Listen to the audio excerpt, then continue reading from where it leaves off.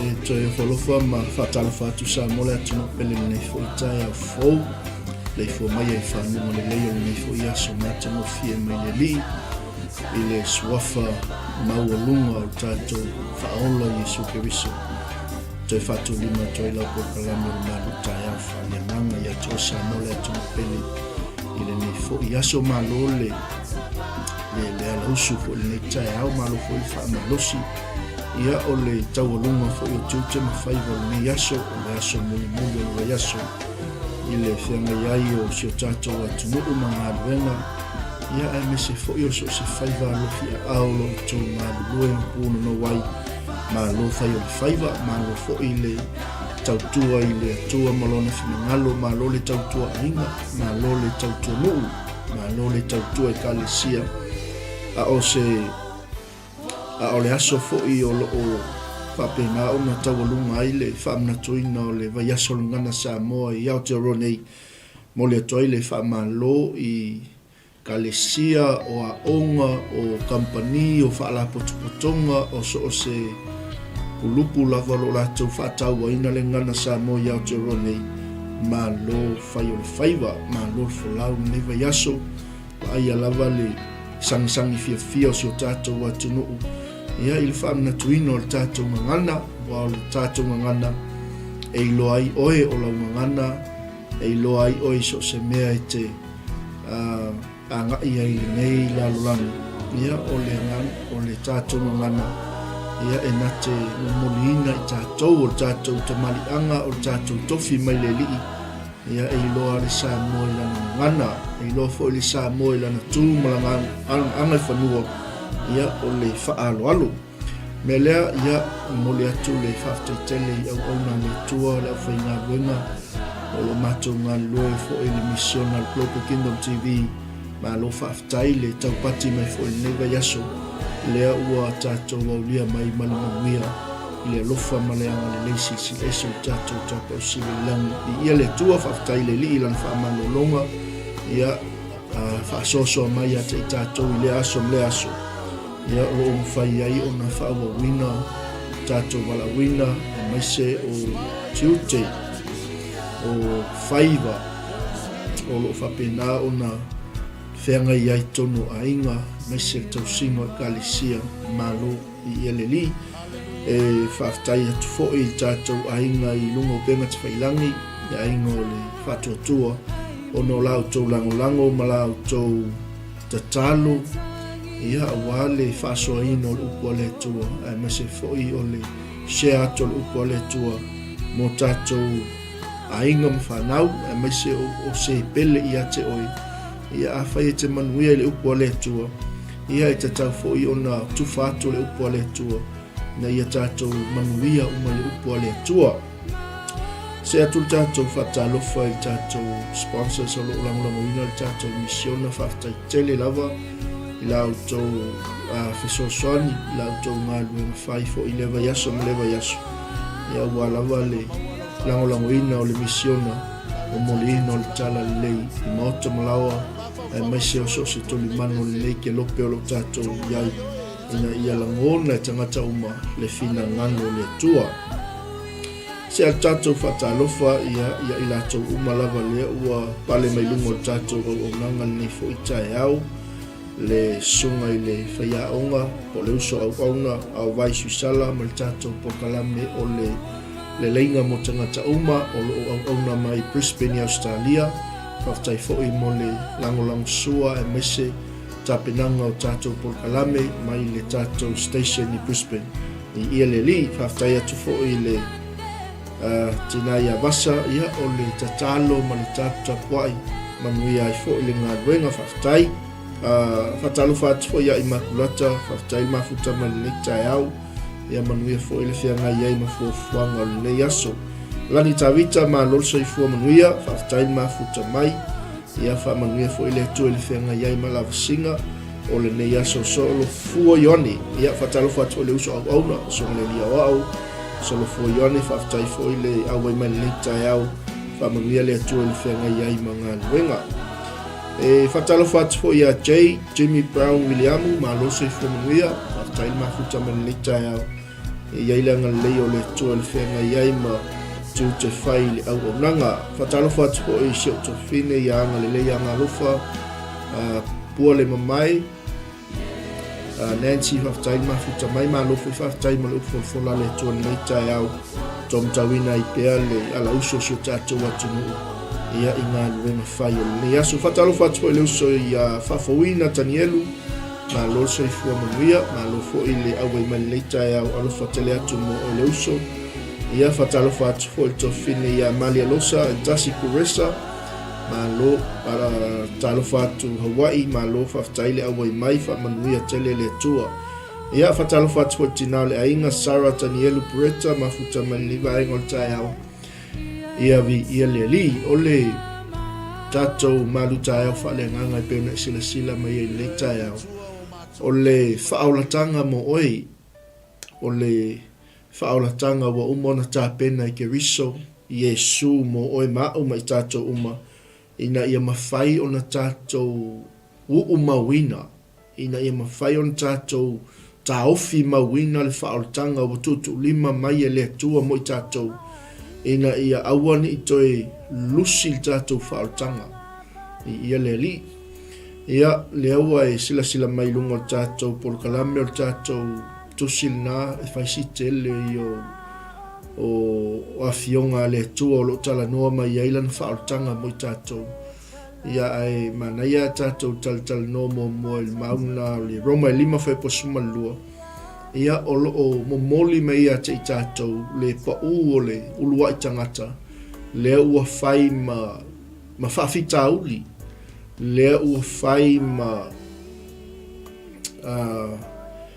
avega ia te i tatou ia o tatou iai foʻi lenei foulauga o loo tatou iai o le tatou malu taeao faaleagaga lana lenei aso ia alofa mai le alii tatalo mai foʻi auā le faasoaina o le upu a le atua ia ae share atu le tatou live auā le alu o le upu a le atua i maota malawa ia au mai foʻi sau faasoa faigofia e ona tatou tufa le upu a le atua lenei taeao ia faatalofa atu ia le tinale ia sala Serenity fuimaono faafetai le mafuta mai manuia lenei aso ia faapea foʻi anatogia ia mafuta mai Amerika Samoa e faapea la le faitauina o le upu a le atua i le tatou tusi lenai ai o le o'o mai o le agasala i le lalolagi i tagata e toʻatasi o le tala le tusi paia o le oti foʻi o le agasala lea ae mafua ona ofi mai le agasala i le lalolagi ona o le tagata e toʻatasi lea la ua o'o mai ai le oti ua le totogi lea o le agasala ua o'o mai ai le oti tagata uma lava auā ua agasala uma lava tagata ia le alii o le faafitauli ogaoga la lea le tatou te feagai mai tatou taimi lenei ina ia mafai ona tatou vavaai po le a se tali le a se fofo o le faafitauli o loo tatou iai pei ona agasala o le tagata i tuatasi ma ua o'o mai ai lea ua o'o mai ai le oti i tagata uma lava ma ua agasala ai tagata uma o ai lava e fanau mai luga o lenei foga eleele i le manava o lona tinā e fanau mai ma le agasala ia le alii ae faitaula le Roma 9:12 fai mai o lenei faapei ona o'o mai o le agasala i le lalolagi i le tagata e toʻatasi o le oti foʻi ona o le agasala ona o'o mai ai lea o le oti tagata uma lava auā ua agasala tagata uma lava ia le alii o loo iai la tatou o loo e faafofoga mai i loo lea o lenei taeao i le fetalai mai o le afioga a le atua mo i tatou o loo iai la tatou i luga o le faafitauli lea o le oti ona ua fanau mai tatou ma le agasala ae manaʻomia ona tatou e manaʻomia ona tatou vaavaai atu po le a le faafitauli ma le fofō o le agasala ia lea lau tatou iai le taeao nei o le faaolataga ua tapena ua saunia e le atua mo le lalolagi ia leli. Tātou wawa ai fo i le Roman na tolu lua suma tolu leo alau sila fia uma le au fai tau tusi le au kerisiano fai mai wawa nga sala tangata uma lava ma ua le o i le vi inga mai le atua. So o le whawhita auli na lua iei tātou taimin nei. Na tātou whana nau mai lava malea, na turang sala. Na tātou whana nau mai male ang sala. E o lava laile, pa ua tangata e to tas. Lea na mafua e no o mai le ang sala le laulangi. E sau lea tupulanga, ma lea tupulanga, ma lea tupulanga. E whana nau mai tātou male ang sala. Ia leli. Through Adam's sin in disobeying God resulted in the fall of mankind. From that moment on, each person was completely affected by sin. Peyo la Roma. Fa peyo no o mayo le sala ile lalolangi ile tangata e totas. O le oti foi ona o le sala. Ona o mayai leo le oti tangata umalava. Awawanga sala uma. So in Adam, sin, disobeying God, resulted us in the fall of mankind. Ang sala tangata totas leo o mayai le ang sala ile lalulangi matangata umalava.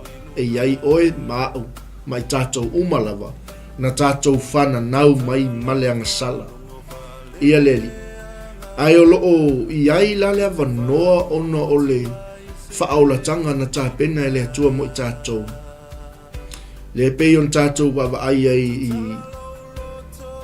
le Roma lava le tolu pa e whaitau nei ta upu atua. E se ma le wha maoni o le upu a le atua.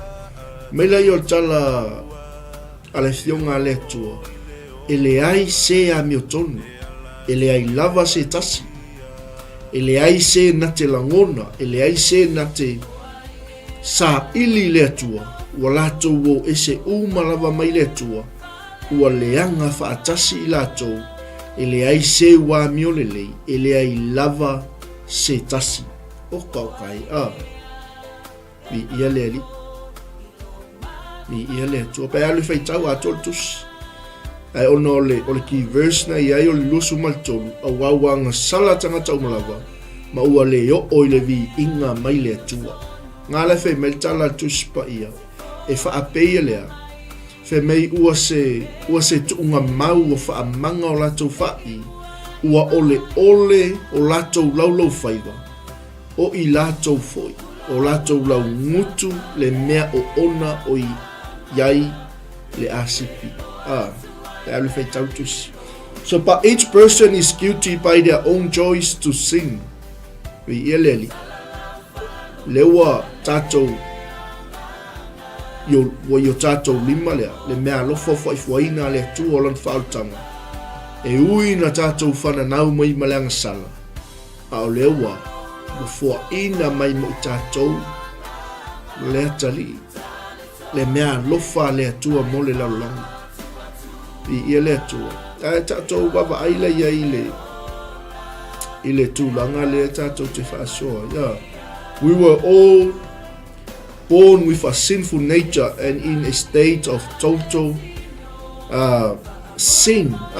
Pe mei ua tumu o latou ngutu ili whetuu ma le upu whaafiu.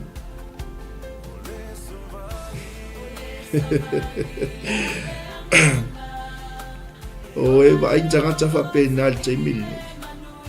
E mana o mia le laulangi le whaaulatanga.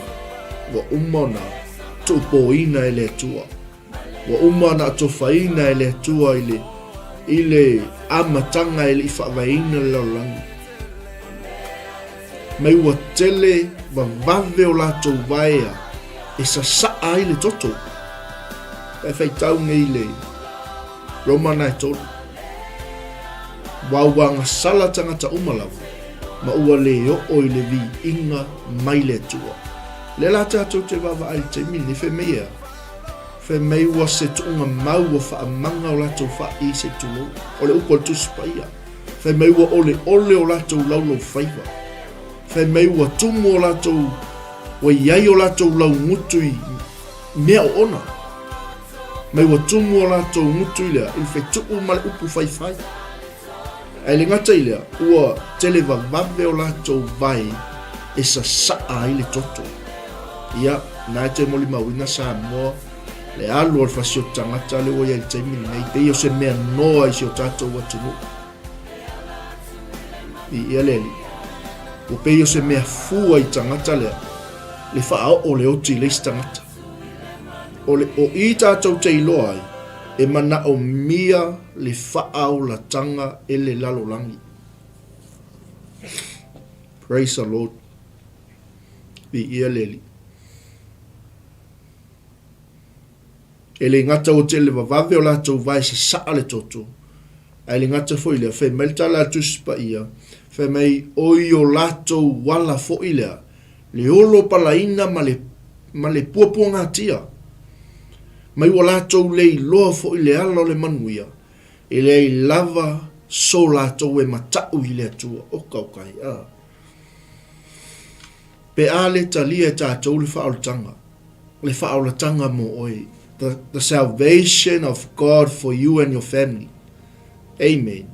Nanga lea laua, o lea ua result, o le taui lea o le pau o le tangata e totas, o mai lea nga sala I lalulangi, ma ua nga sala tangata umalava, ma ua le o le vi inga I le atua. Ia le li. Mwhai lau na e vava aifa lea nganga le taimini nei il soifuanga le tātou te iai, I so se atu nu o le nei lalolangi. Wale ai asea. Wale ai ase se atu nu o le tutupu ai mea ia le tala noa mai tuspa ia. Alu o le toto masaa. I ia le li. Alu o le upu fetuu ma le upu faa fiu fiu. Tau faa leanga. Faa tupu le masenga le va uso. Le holo palaina ma le whaapuapua ngā te ino tangata. I ia leli. Fe mei ua wha ole o latou laulau whaiva. Wa tumu o latou, wa fe mei wa iai o latou lau ngutu o mea o ona. Ameni. I ia leli. O mea la ia le ua whana nau mai ona o le angasala. O le tangata e totas. Lea la ua whisanga ia I loa tātou ma lea. Ma le toa sā o le atua, whaamasinonga le atua, o le taui mai le atua ona o le angasala, o mai ai le oti, o mai ai le whaasalaina, ma ua le iai ai sea, so tanga wawara lata le tangata ma le atua. I ia le li. Amen. Ar whautanga mo o le tae au nei sa mo lo watuno pene. Talia Yesu I lo loto. Talia Yesu I lo finangalo. Whanofo tupu o ia I lo loto. Talia ila na whautanga. Mai le mul mau Ioane. E lea lua tulava se tasi ta mape a le ui mai a Yesu KERISO. O ia o le ala. O ia o le upu moni. O ia o le ola e whaavau. Amen. Lea lau tātou angasala ma ua whapena ona o mai le tau I o le angasala o ti tangata uma fe maila I o le muli mau o le apostolo Iakopo pe on tātou whaitawina fu tele o tai e le ngata ua whaafanoina I tātou I le angasala fia ngai tātou ma lea whaamasinonga le atua. Lea la fe mai tala tuspa ia le mau al apostolo Iakopo. A wao se tausi le tulafono uma. Ai angasala I se me tasi ua nofo sala ia I mea uma. A wao ia na fetalai mai aua le mulilua ua fetalai mai fo I le atua aua le fasio tangata. Ni ia le ali o le winga la tala al tamalo a fai e te mulilua. a fai e te le mulilua, a fai e te le mulilua, a ua e fasio tangata, ua fai oe masoli tu la fono. Ua nofo sala oilea, ile tu la fono, i ia lea li. Praise the Lord. O na o mai ailea ole oti. Pero na moli mau mai le apostolo le kalesia kolose a ole la au e lo aile le lei maleleanga. Au e te ai ai. Au wao le aso e te ai ai. E te oti ai lava e whaamau. Amen. E al foi maua luma le ke nese e lua fai po suma le fitu. Lea na whaatonuina ia le atua atamu. Ao le whawhitau i wa le ustai atamu. Le ua o mai ai le oti i le lalolana. Ma le whaasalaina o le lalolana. Ma le whaafanoina o tangata uma e le talia le whaaulatanga a le atua mo le lalolana. Kei lana i vaenga mwhai ona tu whaatuma o el tai au nei e mwhai on tātou wawa ai e.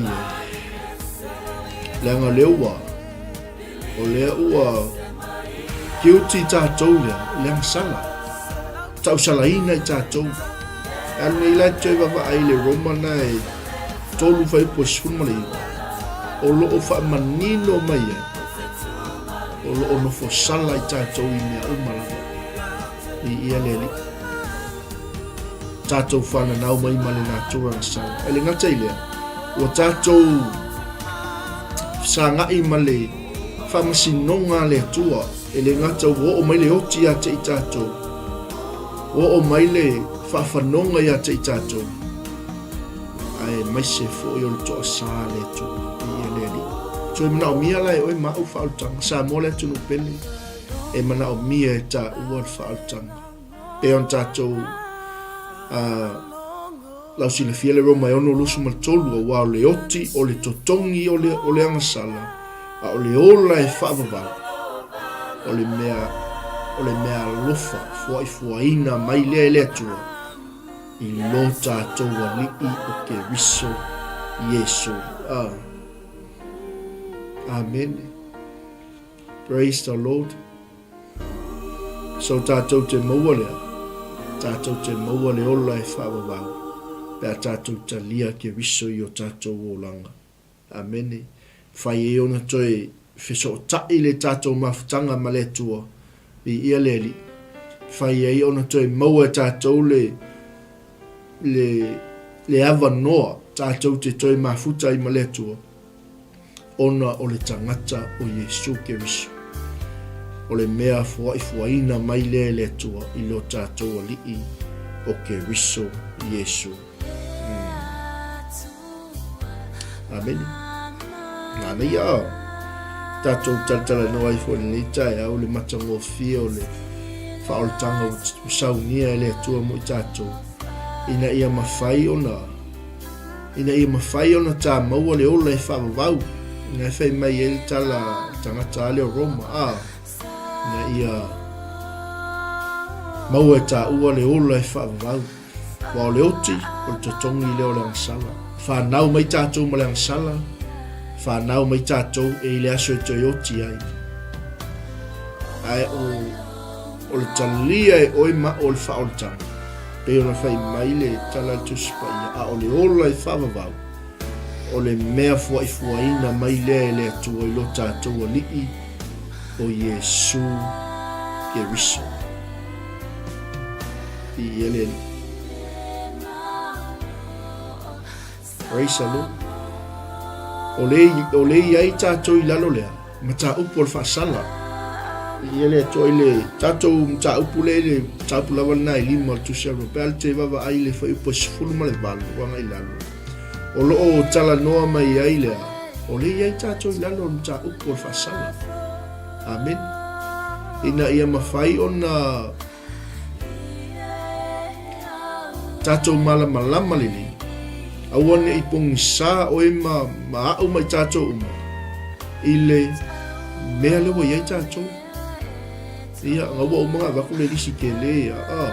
awhai o iei tangata o watumo la tau mutu whetuu ma le upu whai mea o ona le ngata i lea ua tele me leanga o saa le toto ia e mana o mia e tangata nā i whaaola whaotanga ia le tua apela le whai upunga sumal balu le tusi lea Roma i 5 le tātou te ia whe mei ua whaalia mai fo i lea le toa sao le tua mai le langi lea mio whaale mata ma lea mio leanga umalava tangata o e tā ofi le upu moni male a mio le tonu.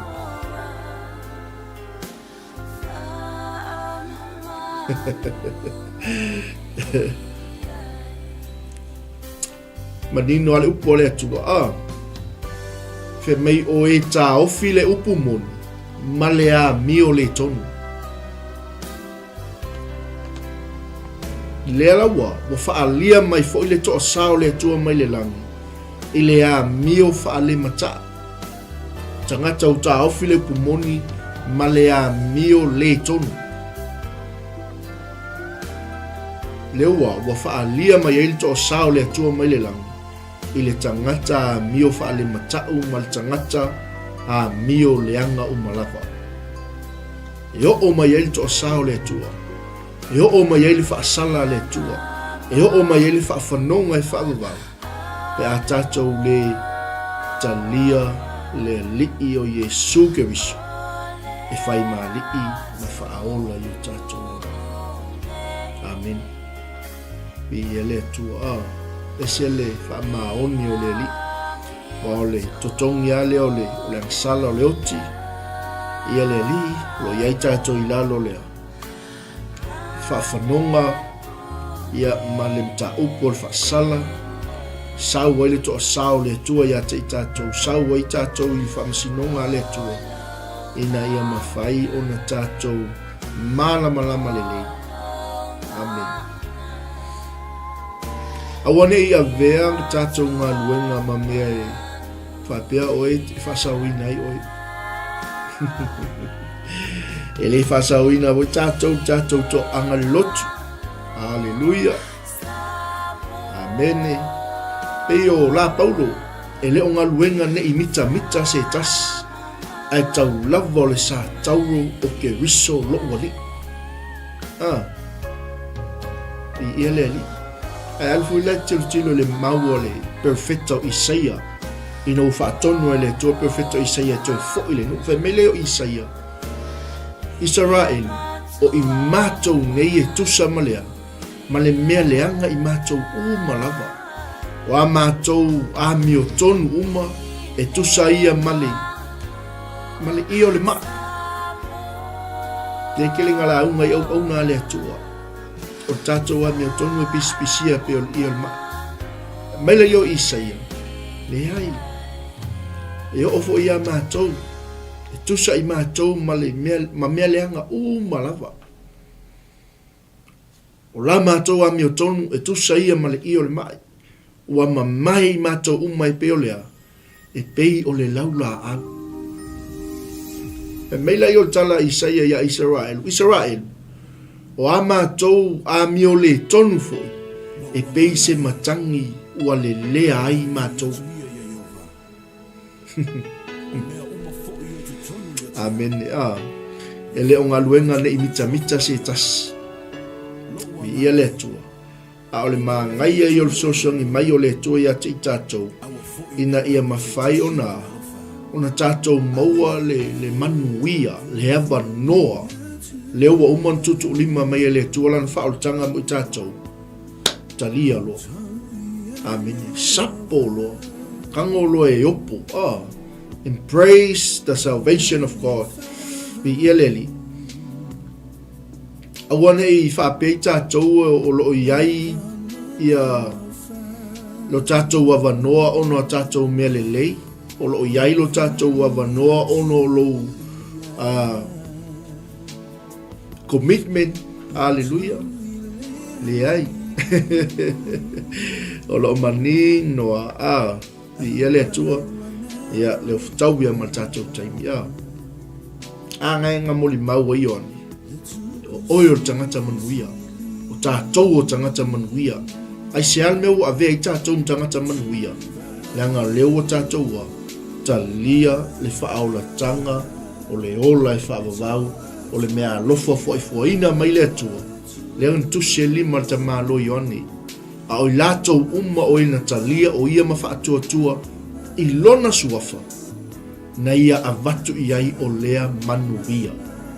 Lea le manuia. Ia avea I lātou ma whanaua le atua. A keiloa, a whaau la lau whai tau lalo atu whai punga luma I lalo. Mai leo tala tamalo Ioane. O I lātou e leo lea, e leo le toto na whanau ai. E leo le manao fo o le tino. E leo le loto fo o tangata. A o lea tua. Oka ese ngai mamuia. I ia lea li. Ka fefe e ke me koe fio mai e Yesu. O e mana tua le. Tau alanga sta malo Ioane. Hallelujah. Awane I avea tātou ngā ruenga, awane avea tātou me whai, ni o tātou manatu, e maua ai so tātou wawanoa I le ola e whaapau. Ni e manatu ea, e mausalia I lau whaoltanga. Amen.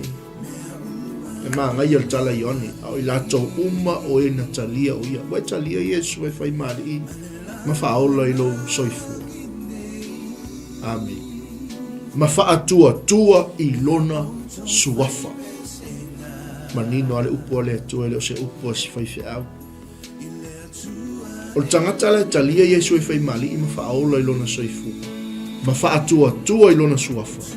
Whai meila I o tala al tuspa ia. Na ia avatu I ai o lea manuia. Lea le manuia. Lea tau te tala noa ai. Le whaola tanga mo oi. A vea ai tātou ma whanau le atua. Maila I o tala tamalo Ioane. Vai o tau. E le o le toto na whanau ai o tau. E le o le manao fo o le tino na whanau ai o tau. E le o le loto fo o tangata na whanau ai o tau. A o le fina ngalo o le atua e totas. Amen. Awane ia. Awane I whaataua soina manatu o I tātou. I ia le li.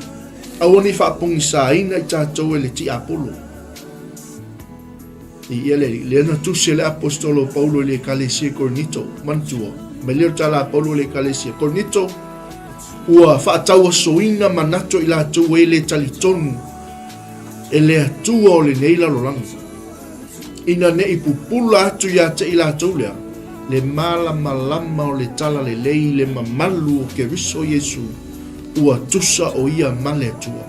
Nga luenga ngā satani le whai keiloa. Awane ia vesea I lo loto malo finangano. Le aso ma le taini na e talia ai Yesu. E whaatua tua I lona suafa. Maua lo e tātou le manuia. Maua lo e oelau whaoltanga. Kangolola ia e opongi. Kangolola ia e pui pui whale leilau whaoltanga. Le anga o le mea lale le sau le fili. Sau le ti apolo le whai mai ia Paulo le kalesia Kornito. Au au whaatau a soina manato I lātou. O e le talitonu. E le alii o le neila lolangi. Ina ne ipupula atu o lātou wa. Ina ne ipupula atu ia te I lātou le malama o le tala le lei le mamanu o KERISO. Ua tusa o ia male atua. Koe whaatana, aua koe tanga ino tātou talinga I whaalongo I tangata le talitonu. Whaalongo I tangata whaaloto loto lua. Whaalongo I tangata masalo salo. Whaalongo I tangata ua tō sino o lātou manao I le lalolangi. Whaapungi sa ino o lātou manatu lea. El ti apolo. I ia leli. Amen. A whai mai leo tala Paulo. Wha umayanga upu I le kalesia ngai Kornito. A wāl mata upu sa tau o Kornito. O le valea le I o malaia. A o le mana o le tua ia te I lātou wa. Wa whaola ina. Ke loa ke me ke kalia I Yesu lau loto malo fina ngalo. Wa avea oi o le tangata fou. O sewa ia KERISO o le tangata fou ia. Whaauta wa mawae mea tuai. Aua whaafou ina mea o malawa. O le tātou talia lau whaalutanga KERISO. Leang whai mai ei Paulo Kornito. A warum ta upul sa tau o le valea le ye o ma laia. A o le mana o le tua ia te I tātou wa ua wha hola ina. I ia leli. wo umma mal tatou tai alo fa mai le tua fe soso ni atu ia te oi sa molo watu no pele ina ia mawhaiona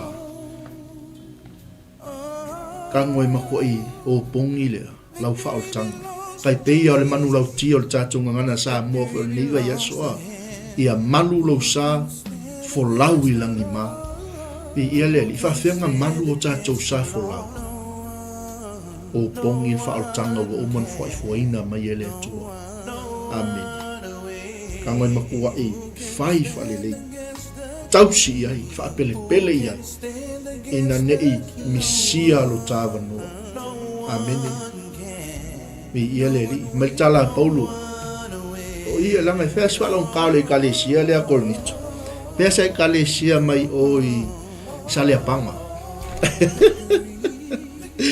e fai mai paulo i le kalesia le oi kolnito ai le talia kolnito ai le talia el tangata fa'aletino o mea le anganga pa ia e le talia e tangata fa'aletino o mea le anganga o le tua a wao mea valea ia te ila tau e le mawhai ona la tau i loa a wai wha masino ina i la tau e le tua ia le li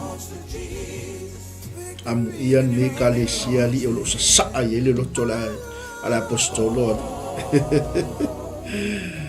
hallelujah praise God amen i hol tatou malu taia wha le anganga na le yaso so soni mai le li ia ululu mtafo laula na upu mo tatou leo tatou fa so ai fo ni taia ina ia awane ingalo ia te o oil tangata mami amen o oil tangata o le tu tatou fa na o le tu fa umalale mun mau mantua le fa malo se paulo le kalesia i le Efeso ai sila le Efeso long tau po fa langa ye foi moso taimi baba ai liang fe mai el tama lo paulo le kalesia i Efeso o te fai atu ia te outou ma o tau tino atu le nei me i luma o le li amen e fa pia umale fa so atu po kala me maluta fa le manga Samoa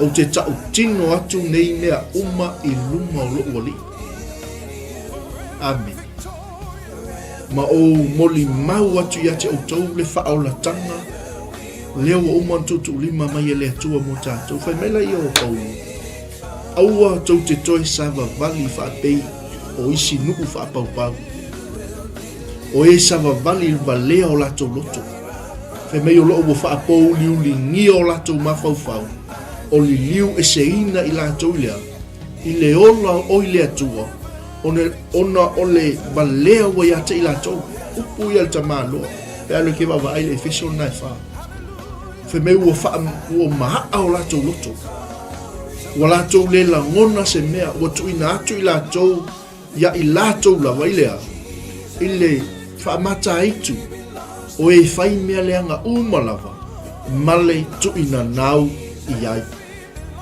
amen mea umaya sa tatou o mai ai ile ai seisi ele i ui mai nei mea ai fa afetai i le atua o lena fa ata mai ina i tatou o lena Natalia i tatou ono o tatou loto maua lalo. Na si i ilo a au, matatala to ilo loto, Yesu ulu fale maia. O te talia nei o e fai male i mawhaola ilo ua. Amen. Mai la i o tala le fionga le tua. Mai paulo le kalesia i kolose. O outou fo i sa oti, ia mio leanga o malava, male le perito meina o outou tino. O le atua lea o Yesu KERISO lena na ia whaaola whaatasi mai tātou ina ua whaamangaloina i tātou mai ia tātou ang sala umalawa keiloa mawe alta talo whaatanga mo oi whai wai la ngona le upua le atua mo tātou tai au nei na o mia fwoi whaafonga ma ngai a seki ai a whai e te mana o mia alta talo whaatanga le wai whaafonga mai tai au nei o le upua le atua le o se upua swaife au po o se au onanga e la whai talo whaatanga e te whaatai tai mai te talo ia ona whaamai alo leo tātou po kalami. Si mai lo au, ta tala lo loto i lea tua. Si ti i lungon ta upo le whaatua tua. Ia o lea tātou talia Yesu e whai mali in whaola i o tātou o langa ni tai au. Amen. Manga ia au. Ia. Whatai tai me talo, o tātou te talo whaatas, tātou te toe talia a Yesu, whaafou tātou Savali, whaafou tātou manatu, whaafou o tātou langona, whaafou tātou tautala, whaafou tātou waai, ina ia tātou maua lona finangalo. Yesu KERISO o a ulava o tangata ang sala.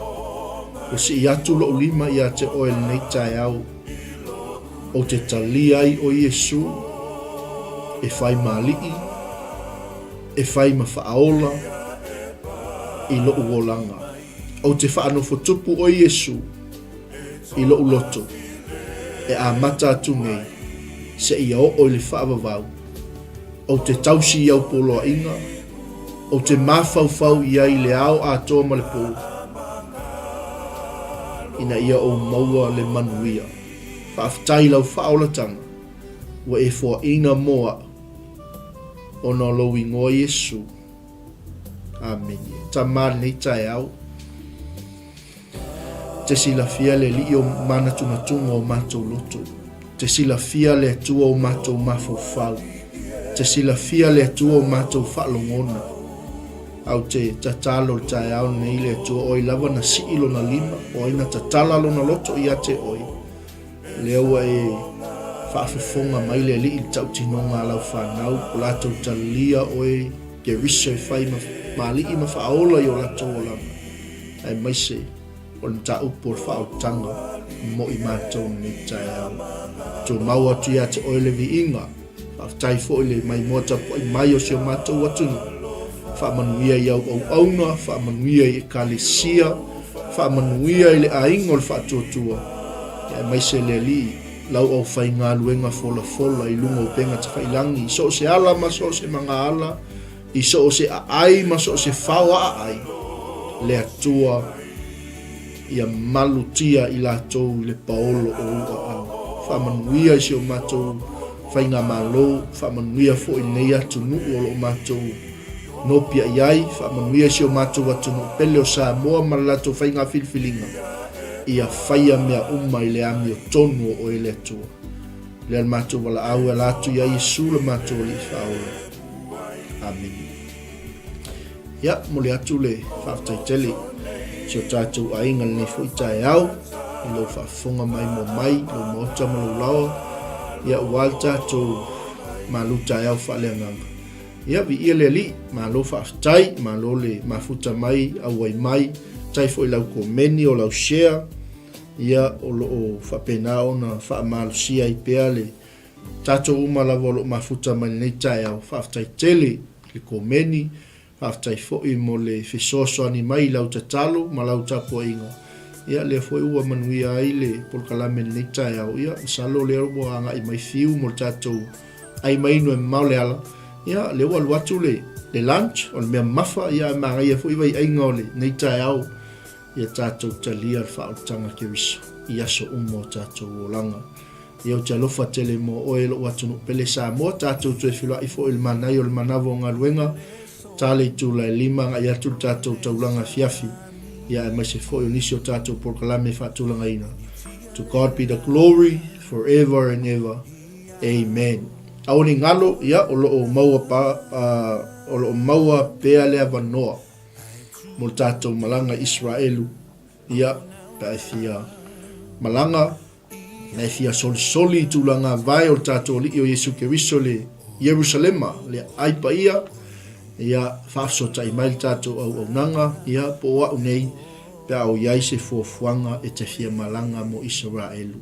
E te tali tonu i me whaia e le atua mo oi. E te tali tonu i whai totoa e te tala e le atua mo oi malu ainga. Pea e whaatino, le musumusunga, le anganga o le tua ia te oi. Me tula. Amene. Tātou e mingoi al whaatua tua. I ia le li.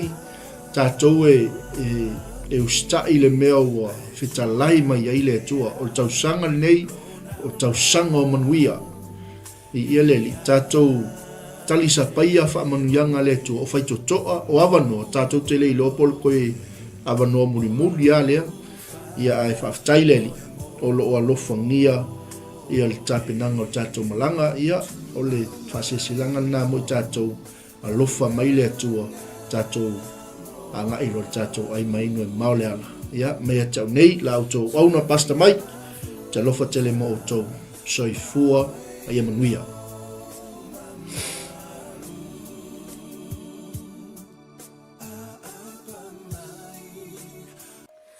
Alofa Shalom. It is with great joy that we invite you to join the Global Kingdom TV channel's first ever trip to God's Holy Land, the land of miracles, the land of Israel, the land of the Bible. You get to walk in the footsteps of Jesus. You get to see firsthand the cities, the places he performed many miracles. You can take a boat ride on the Sea of Galilee, see the surrounded towns and cities that the Gospels write about. You get to see the places that the Old Testament talks about, the places where King David hid from King Saul. You will see the Dead Sea, the lowest place on earth. You get to visit Jerusalem, the eternal capital of Israel. See where Jesus taught the scriptures from the temple. You get to pray at the Western Wall, a remaining of the temple. You will get to see where Jesus was once buried and realize he's no longer here because he has risen and he is alive and he's soon coming back for you and I. The journey to Israel will affirm your faith in him. It will confirm the teachings that we read about in the Bible. It will give you a deeper understanding of the Bible. It will help us in our journey of faith here on earth. And I encourage you, take this journey. It will change your life. It changed mine. God bless. Shalom, shalom. Talofa Samoa na tunu pele. Ia fa talofa antu ne fiafi ngo su ala ulu le fo matamu I sa longa I fo fanga I ampalauli ia ile te sanga e tasi le lua afe su fitu male se lua afe su valu ia sa ia isa no malanga tua I sa la elu sa mo la tunu pele o te faftaile tua na vano le lei ia tonu fo lo ia te oese la ngona fa pena na e fia lu pa ia pro no le tua ia ele se taimi o e talo fo ile tua mo se taimi ia le mi le lea lua afe lo lima lo fa pena na ia fa mo le tatu malanga ia fa te fia malanga mai lo ainga pa ia se moa o te fia ia se la ngona sa ruitawina ilo tangata ino tu mo vai le mongo olive ia lo ia il perfetanga le tua le malile fio fa lua mai o Yesu KERISO ile la lolangi nei mai o le a fio mai o ia ma tu vai on au le mongo olive e fa fia ngai ma le malu fo ilea samo a fia I loa tiri nei lava a mea matango fia na faia le tua na tupu mai o le atupu foi ia lo no le leile tato te malanga tuai ia Israelu awane ingalo ia te oe familianga le tua ia o lo tatia yo talima ia ta uala volo ia fofuanga fa so tai pulenga tato Global Kingdom TV ia mapuki lo so vanoa awane ingalo o se fia nga telefone no nei tangata ona le tasi se site lo fa pena ona tala no matus pa ia tau sanga umala va lo malanga lo failoa mai ele au la to le fa pena archaeologist ona maua le vaenga ma le vaenga o le ben la fia ile nganga mi sia I no pa ia Samoa ta pena le lua fe lo lima o ina te lo polo to e tul maunga olive ia e fio mai lo mai Yesu to sanga ia funia le tua fa ia fofuanga ma plan mai le nei tai mi se o atu fa moe ona o Yesu. God bless you. Bye. Hello, Talofa Lava, Pulavinaca, and Shalom. My name is 𝗵𝗚𝗏𝗡𝗏𝗏, and I had the honor of visiting Israel twice, in 2018 and 2019. The experience really changed me. It was an experience of a lifetime. It was transformative. It was eye-opening. It was such a great time. I had encounters with the Lord that really changed me, that healed me, that I did not expect. it's one of those experiences that you have to go for yourself, to experience for yourself. So if you are planning or thinking about visiting the land, I encourage you to do so. Go ahead, invest in a trip, and go receive your portion. God bless. Ya, salom, talo falava, kua paanga kato Global TV, so se tolera lang, ia ole o sia Paulo Poutoa, futi pali ile le ngoa, ia ole lua fesulfa na o malanga isala elu, ia se tau so ole atua, ia o se mesa famani na ia ole te la mea le lei uma ai o se o le maungo filua ingale na tatalo ai Yesu KERISO ai tu mai ia dia ma mo se desi tu ngango la ngonga ai se va ngango la ngonga ile nganga pa yo le tu ia awalo fa singo manga fo ima ile o mai male ka ngai ngele tu nganga luenga ai o lo sila mai mo nei tu la ia o te le sa le simalanga le tato Global TV ta sang fo ia fio mai tala mai au ta o lo so te o le tua fa o lo talo le tua ai mana ia fo o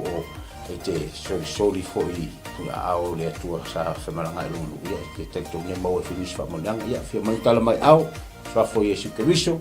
Amen. Talafalava and Shalom. My name is Ivani Sharma and I led the Salmon Delegates for Israel 2022 and 2023. And both groups went to Israel for the Feast of Tabernacles, which was around September and October of both of the years 2022 and 2023.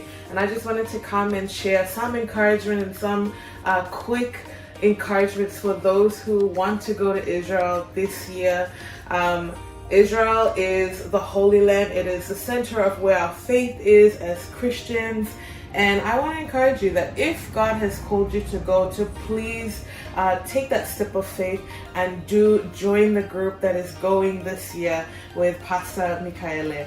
And I want to assure you that going to Israel is a trip of faith. You may not have all the money in the bank, but if God has called you, I believe that the Lord will open the door and make the way for you to go and receive whatever He has for you in Israel. And I'll just share that being in Jerusalem, the city of our faith, the city where the center of where everything happened in the Bible, it's an amazing experience, and there's nothing quite like it.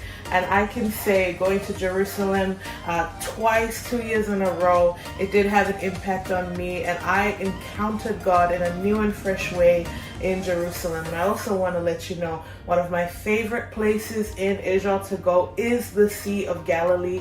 And we know from scripture that the Sea of Galilee was where Jesus did many miracles and ministered during His time here on earth. And it's one of the most peaceful and beautiful places. So I do encourage you, if you do get the chance to go and see the Sea of Galilee, where the Bible comes to life. So if you want to have a fresh encounter, even with the Word, when you read the Word, it is so different when you've gone and seen those places where Jesus walked, where Jesus ministered, and even the places where our Lord died and rose again. So that's my encouragement for all. If you want to go to Israel, I believe this is one of those opportunities for you. So please take a step of faith and get ready for the portion that God has for you. In Jesus' name. Ya, fatalo fatu pa ia malu Samoa, ia olo wingoa o Ioelu maninoa. Ile tausanga e lua afes fuluvalu. Ia o tausanga le na tatala i ele li isa vanoa o te malanga atua i Israelu.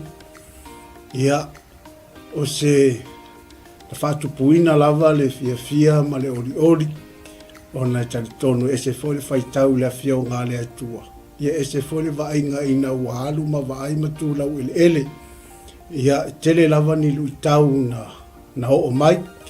Ia ai pei lava o le na o vai ai le vai tafe o Yortana. Ia o le vai lea sa baptiso ina ai Yesu.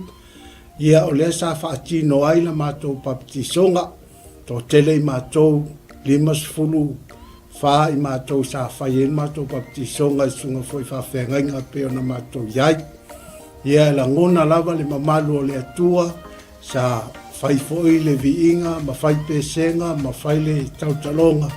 Ia ona o le anganga whaafitai le atua, le iawa noa tatala mai le atua, ia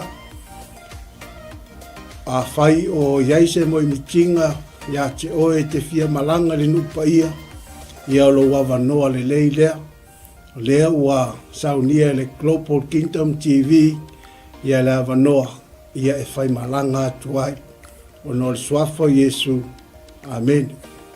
Talofa lava, o lo wingoa o e seta wapsuanga whaumui. Whaftai le atua mo le nei awa noa o maua e mawhai ai ona o whaasoa atu I atu oe. Pe a whai o ia te oe se langona e te fia asia le no upa ia o le atua. Le nei a fiafi o te fia whaasoa ia te oe. O se filifilinga tonu, ma le ame o tonu. I lo wo o atu iai, o le a e iloa ai, pei ona o wo o iai, e te langona le iai o le atua I mea uma. Lea na o whaapea I fo ai lo uloto, le I tioa a moli mau le a fionga pa ia le atua, na o si fea ngainga ma le nuu o Israel. Pa ai I ai le manuia I so se mea, lau ele o la autoto o mea uma, manuia ia o le atua o lo tali Israel. A whaila o ia te oe se nau ta inga e te fiasia, e maua lou a noa, tātou te toe malanga whaatasi ai ma oe, pe a whai e te fia malanga, e le nei malanga o lo o tāpena nei, ia ona o le swafo Yesu, amene, ma amene.